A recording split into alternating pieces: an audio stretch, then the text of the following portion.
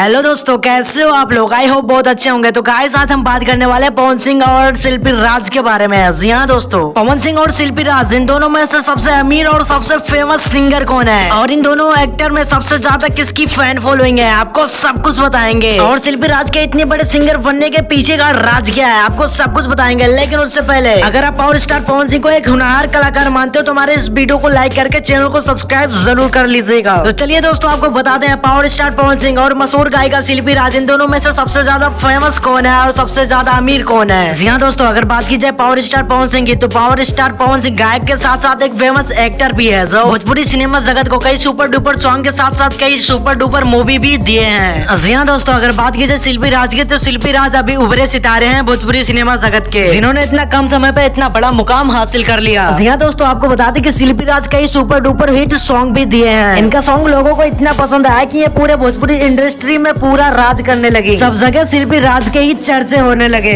दोस्तों आपको बता दें कि पवन सिंह भोजपुरी सिनेमा जगत के सबसे अमीर आदमी हैं। तो दोस्तों वीडियो कैसा लगा यार कमेंट सेक्शन में जरूर बताना और ऐसे वीडियो देखने के लिए हमारे चैनल को सब्सक्राइब कीजिए। धन्यवाद।